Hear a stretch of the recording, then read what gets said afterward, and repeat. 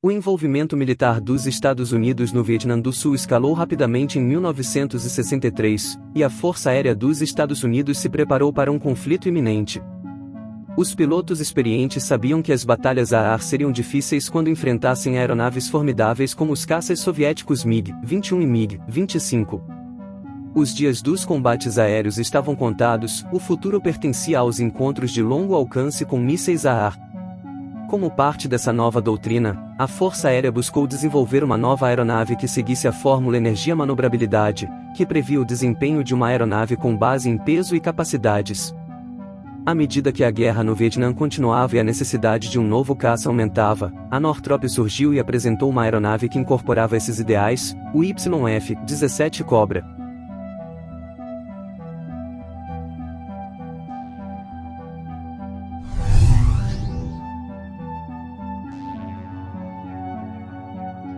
Em 1963, a Força Aérea dos Estados Unidos publicou um estudo intitulado Projeto Previsão.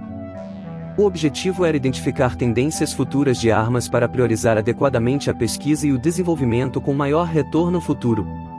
A Guerra Fria estava em pleno andamento, e os Estados Unidos e a União Soviética competiam novamente para vencer a corrida armamentista após a crise dos mísseis cubanos e a fracassada invasão da Baía dos Porcos.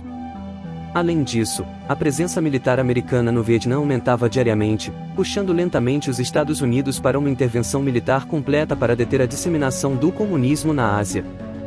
Se a guerra chegasse, a Força Aérea dos Estados Unidos precisava estar pronta para derrotar as mais recentes aeronaves que as forças aéreas soviéticas tinham a oferecer. O projeto Previsão concluiu que os mísseis de longo alcance definiriam o combate aéreo e que os futuros caças teriam que ser desenvolvidos seguindo essa tendência. Esses novos caças deveriam ser capazes de atingir altas velocidades e ser equipados com os mais recentes sistemas de radar para enfrentar aeronaves hostis além do alcance visual.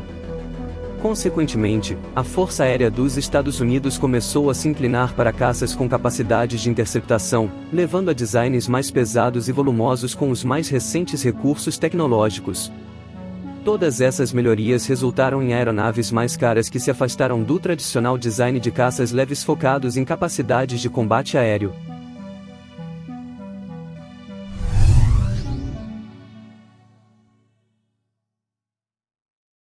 A escalada da guerra no Vietnã provou as afirmações do projeto Previsão corretas. Os ataques com mísseis de longo alcance modificaram as regras de combate para os caças. A era dos combates aéreos estava se tornando coisa do passado. O coronel John Boyd, um veterano da Guerra da Coreia e instrutor de caça conhecido como Hermed Mayor, prefeito louco, em parceria com o matemático Thomas P. Christie, mergulhou no assunto. Ambos criaram a teoria energia-manobrabilidade ou EM, uma fórmula que previa o desempenho de uma aeronave. Uma de suas conclusões indicava que o peso excessivo prejudicaria a manobrabilidade de um avião de guerra. Boyd e Christie argumentaram que um caça que fosse superior em sua capacidade de ganhar ou perder energia enquanto, ao mesmo tempo, superava um oponente em manobras era a chave para abrir uma brecha no inimigo e se engajar em um combate aéreo. Para alcançar isso, os seguidores de Boyd e Christie, logo conhecidos como a máfia dos caças, defenderam um novo tipo de caça com alta manobrabilidade e relação empuxo-peso, além de um peso bruto inferior a 20.000 libras. O objetivo era desenvolver uma aeronave capaz de manobras rápidas ou mudanças rápidas de direção, altitude e velocidade. Com essas capacidades, a nova aeronave poderia superar o inimigo e mudar o rumo das novas batalhas aéreas de longo alcance. Essas sugestões levaram a Força Aérea dos Estados Unidos a iniciar o Programa de Caça Leve, ou LWF, em 1965, para desenvolver um novo caça de superioridade aérea.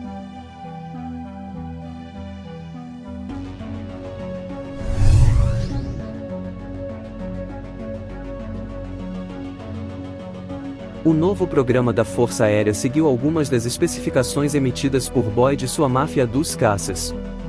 Essas sugestões e outras convergiram no programa LWF para desenvolver uma aeronave que atendesse à teoria energia-manobrabilidade. O programa de caça leve consistiu em 2 estudos de projeto. Um era o projeto experimental de caça FX, que previa uma aeronave de 60.000 libras com asa de geometria variável.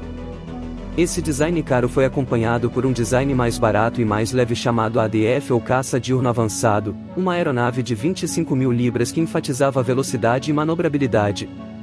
O Mad Mayor argumentou que o projeto FX era extremamente pesado e não cumpriria a teoria energia-manobrabilidade. No entanto, a introdução do MiG-25 soviético levou a Força Aérea a ignorar a teoria de Boyd e abandonar as duas variantes leves do programa. Consequentemente, o projeto mais pesado FX se transformou no F-15 Eagle. Irritado, Boyd reuniu a máfia dos caças e garantiu fundos em 1969 para uma análise conhecida como Estudo para validar a integração da teoria avançada de energia-manobrabilidade com análise de compromisso. Pouco depois, a Northrop Corporation e a General Dynamics receberam fundos para contratos de estudo visando projetar aeronaves que seguissem de perto as propostas da teoria EM. O foco novamente era um caça pequeno, leve com baixo arrasto, sem suportes de bombas, resultando no General Dynamics YF-16 e no Northrop YF-17.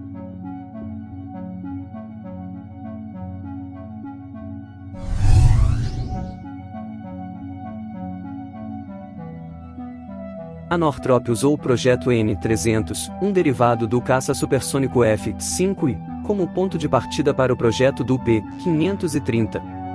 Ele apresentava uma fuselagem mais longa, uma leve elevação na posição da asa para armamentos e era impulsionado pelos turbojatos GE-15 J1A1, posteriormente atualizados para os mais potentes motores GE-15 J1A5. Outra característica interessante do design era a pequena extensão de borda de ataque, conhecida como LERX, que aumentava significativamente a manobrabilidade da aeronave, mesmo em ângulos de ataque acima de 50 graus, fornecendo mais de 50% de sustentação adicional. A silhueta trapezoidal resultante rendeu-lhe o apelido não oficial de Cobra. A Northrop submeteu o P-530 para o projeto de aeronave AM de Boyd, recebendo a designação YF-17. O protótipo foi projetado como um demonstrador arar, e o canhão foi movido da parte inferior para a parte superior da fuselagem. A estrutura do YF-17 era construída principalmente com alumínio, empregando uma construção semi-monocoque de pele estressada e mais de 900 libras de compósito de grafite a epóxi. O cockpit possuía um único assento e uma bolha transparente com um visor frontal ou HUD, enquanto o nariz continha um radar de alcance.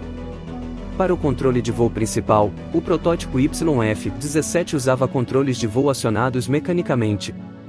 As asas não carregavam combustível, e as pequenas extensões de borda de ataque eram feitas de material resistente a chamas chamado Nomex. As bordas de fuga e os estabilizadores móveis duplos eram compostos pelo mesmo material. Dois estabilizadores verticais inclinados a 45 graus aumentaram a manobrabilidade do protótipo, e a potência vinha de dois motores turbojatos GEYJ101 com pós-combustão de 14.400 libras de empuxo instalados um ao lado do outro. Cada um acionava uma bomba hidráulica para os sistemas da aeronave independentes. No geral, o YF-17 tinha um comprimento de 55 pés, uma envergadura de 114 pés e uma altura de 16 pés. Quando a aeronave foi oficialmente apresentada em janeiro de 1971, tinha um peso máximo de 40.000 libras e uma velocidade estimada de Mach 2.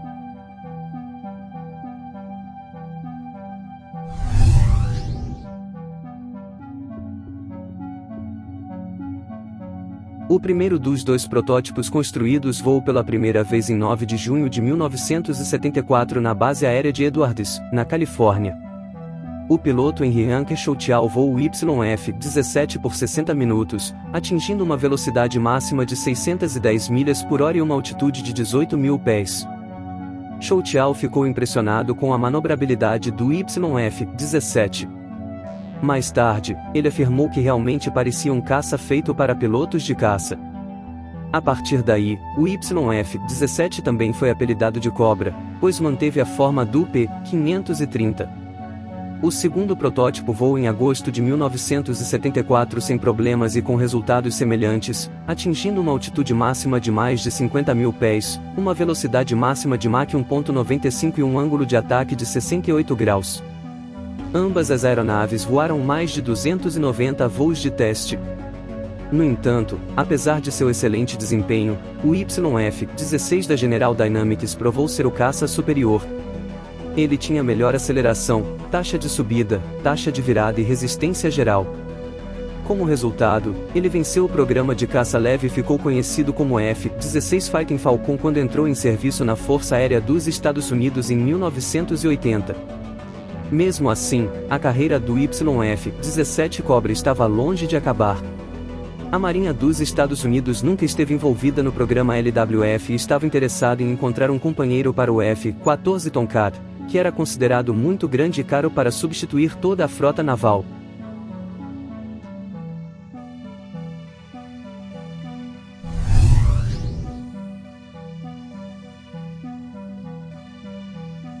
Em agosto de 1974, o Congresso dos Estados Unidos e o Departamento de Defesa permitiram que a Marinha utilizasse toda a tecnologia e hardware usados no programa LWF da Força Aérea para desenvolver seu próprio VAX, ou Experimento de Ataque de Caça Naval. Como a Marinha não precisava de um caça que pudesse superar todas as aeronaves hostis no céu em manobrabilidade, a derrota do YF-17 contra o Fighting Falcon não foi um sinal de fracasso. A Marinha gostou da aeronave e realizou testes com ambos os protótipos. No entanto, a Northrop não tinha experiência com aeronaves navais, o que levou a uma parceria com a McDonnell Douglas para adaptar o YF-17 Cobra para uso em porta-aviões.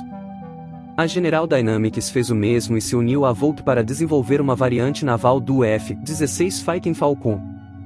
Douglas e Northrop então revisaram o design do Cobra e escalaram a aeronave, criando uma versão maior. Essa versão atualizada eventualmente evoluiu para o bem-sucedido FA-18 Hornet adotado pelos fuzileiros navais e pela Marinha. Depois que a Northrop e a Douglas desenvolveram a base do Hornet, os dois protótipos do Cobra foram enviados para o Centro de Pesquisa Dryden da NASA para testes e pesquisas em velocidades transônicas. Após os testes, os dois protótipos do Cobra foram enviados ao Battleship Memorial Park, em Mobile, Alabama, e ao Western Museum of Flight, em Torrance, Califórnia, onde permanecem até hoje.